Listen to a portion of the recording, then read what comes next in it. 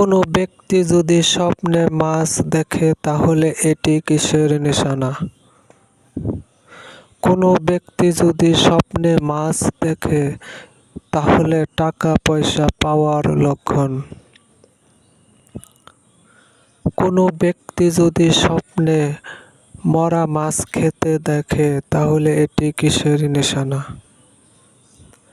কোনো ব্যক্তি যদি স্বপ্নে মরা মাছ খেতে দেখে তাহলে এটি হারাম উপায়ে উপার্জন করার নিশানা।